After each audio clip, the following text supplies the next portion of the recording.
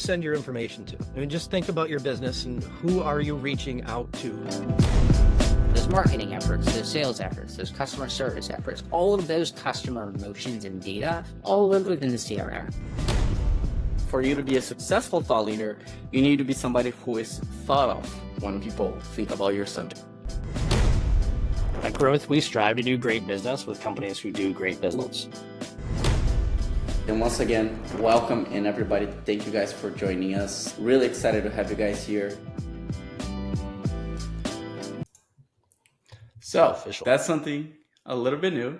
Feels very official. But to everybody that's in here, welcome in.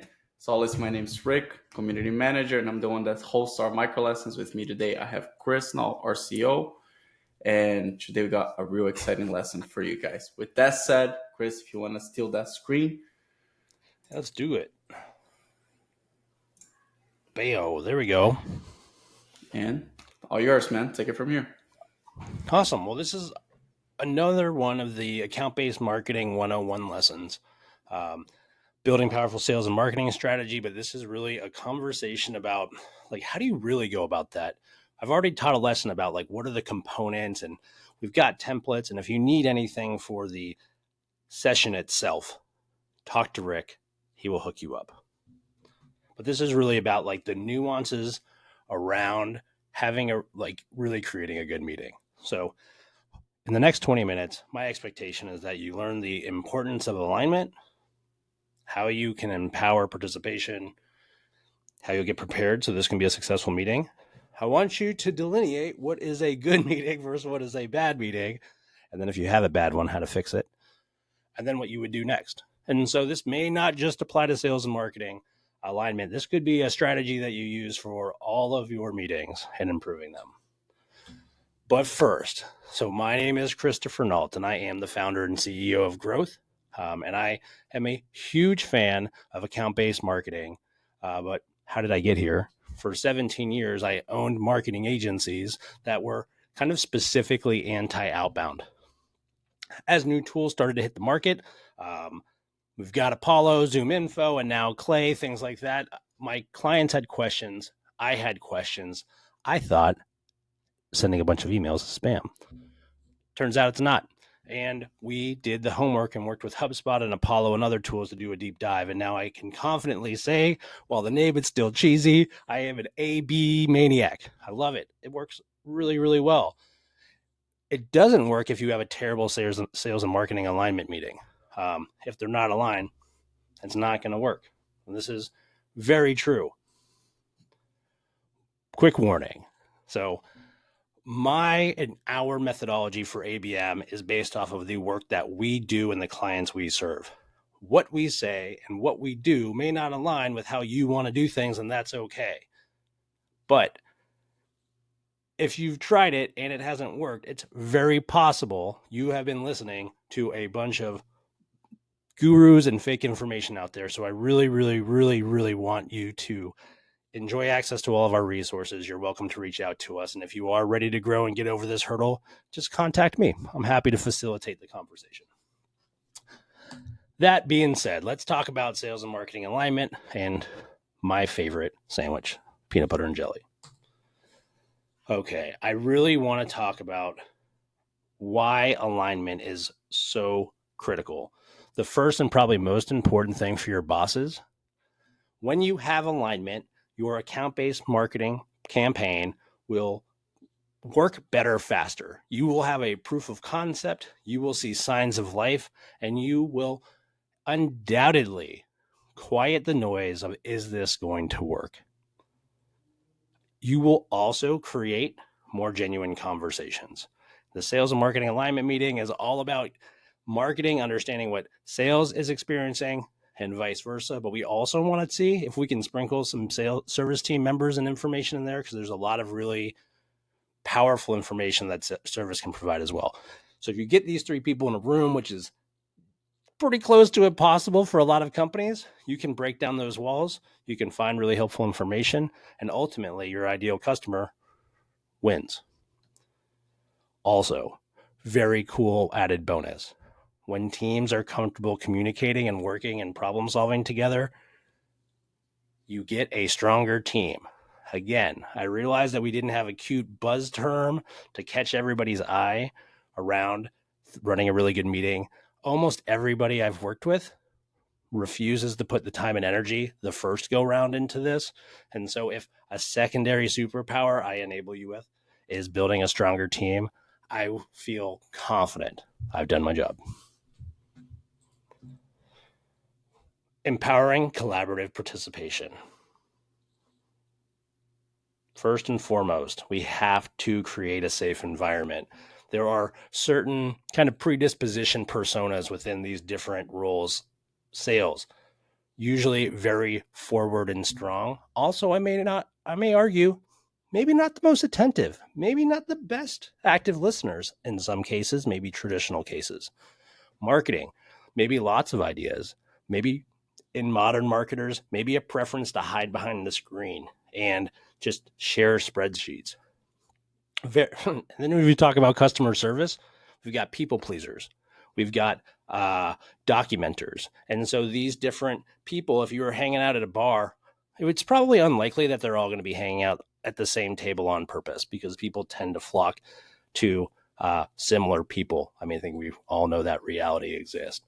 So when you can create an collaborative environment, you get this like beautiful symphony of communication, which allows for what sales is seeing in the sales process. And in this case, let's talk about these are the questions people are asking. This is what people want to know.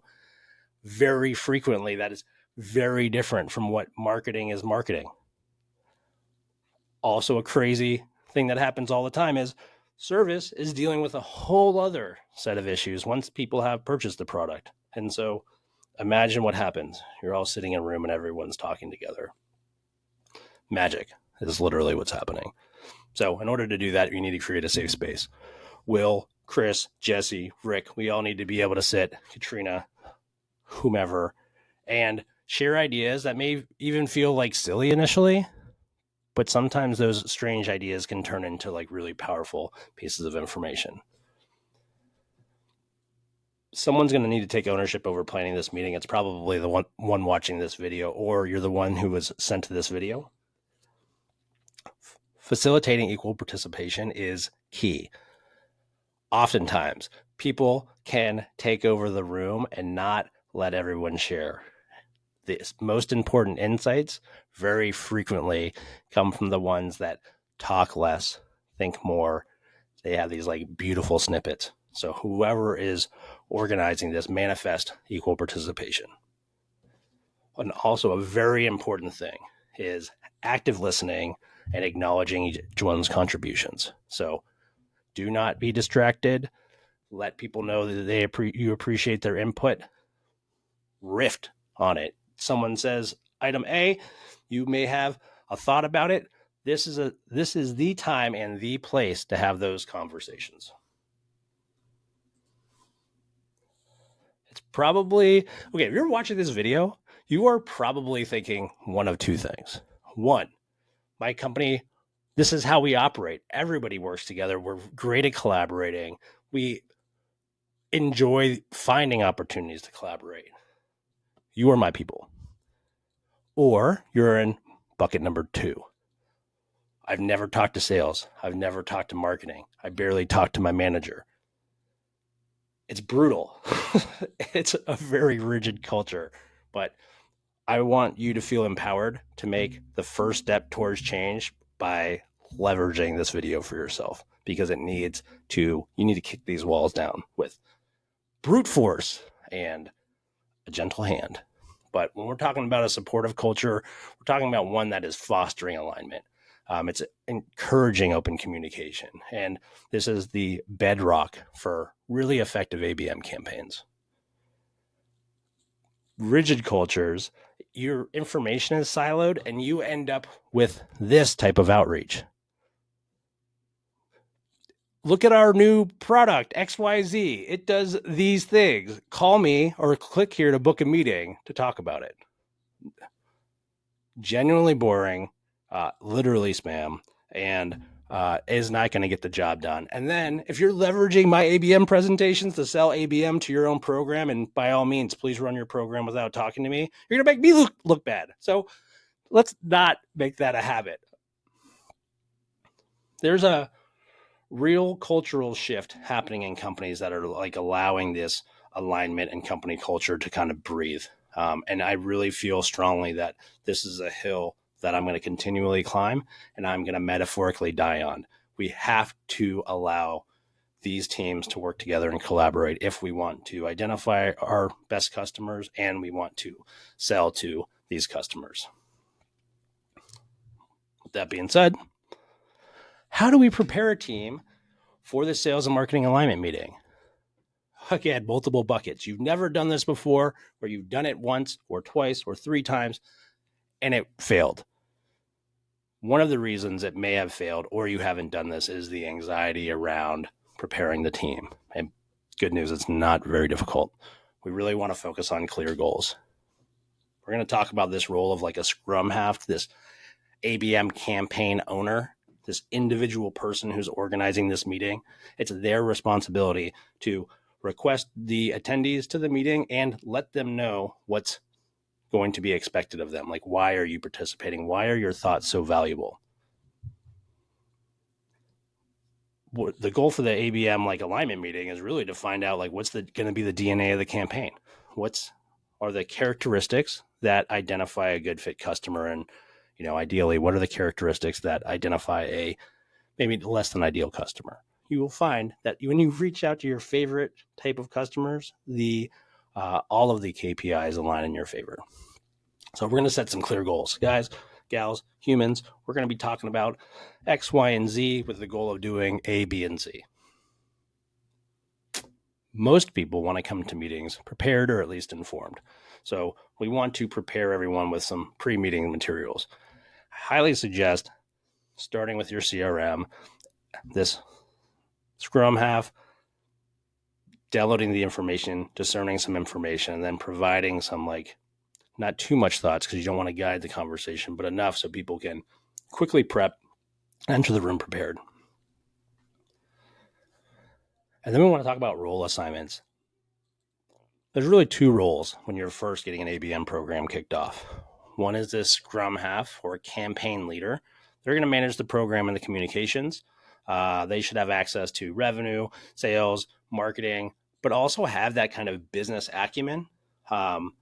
Tenacity and galvanizing are 2 of the working genius traits that can be really powerful here. Pretty much everybody else their primary function is a research group. We want to empower this Scrum half to build the best target account list so that way they can crush your ABM campaign. So we need to extract your knowledge and experiences from you. There's a big, important reminder here. Cameras on. Be present, engaged. Don't be doing 2 things at the same time or 5 things at the same time. And if you are fortunate enough to still be in an environment where you're working in person, the impact of everybody hanging out, having, company lunch can be really powerful tool here as well.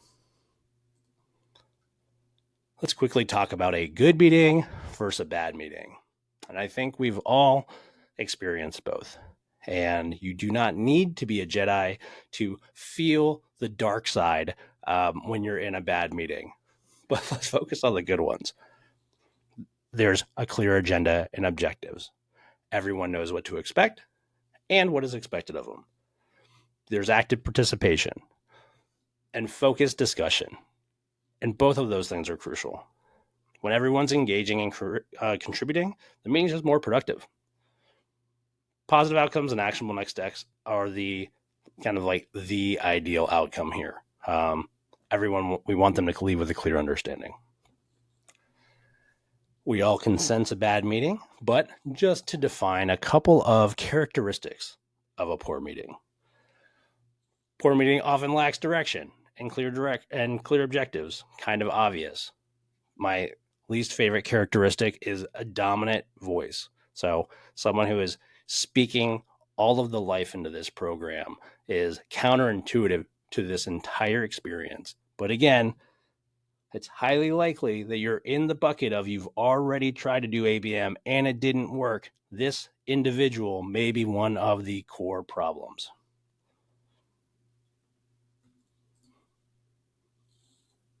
You know, I like to fix problems if you've watched any of my videos. So here's a few ideas to fix a derailed meeting. The first, and Katrina Horton from Growth is so good at this, finding an opportunity to pause and reset. So when a meeting goes off the rails, the best of course of action is just to offer for everyone to take a break. So you can acknowledge when people are multitasking by saying, let's take a 5, 10, 15-minute break so everyone can hop into their activities and clear their plate so we can hop back into this. Get some water. Be direct or indirect, but a pause and reset can be really, really good. I mean, who knows? Maybe something really did pop up and someone genuinely needs to take care of this action. This could solve that problem. Clear the air. Scrum half, I need you to encourage input. So if someone is being strong, and I feel like it's almost always sales, it is your responsibility to slow their roll. We need the quieter participants or the more quiet attendees to participate. It is so frequent that their one or two sentences can be the most valuable pieces of information that we get from this campaign. So we really need to lean into encouraging them. And then refocus on goals.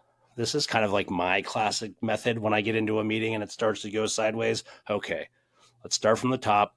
What is the objective here? How are we doing this? Recapping what we've already talked about and re-identifying the areas where we need to shed more light. If you take this approach, it feels a lot less painful fixing a bad meeting. This dual screen situation has killed me. Okay, there we go.